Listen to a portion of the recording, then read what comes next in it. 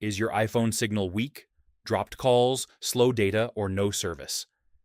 Here's how to improve your signal step by step. First, open Settings on your iPhone. Tap Cellular or Mobile Data. Now scroll down and tap Network Selection. You'll see Automatic turned on.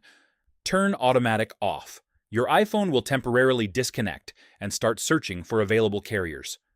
Wait a few seconds until the list of networks appears. Now manually select your carrier from the list.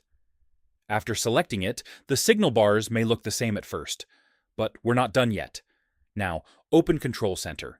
Turn Airplane Mode on. Wait about 5 to 10 seconds. Then, turn Airplane Mode off. This forces your iPhone to reconnect to the nearest cell tower, which often improves signal strength. If you're still having issues, you can also try restarting your iPhone, updating iOS, resetting network settings. Settings, then tap General, tap Transfer or Reset iPhone, click Reset, then Reset Network Settings.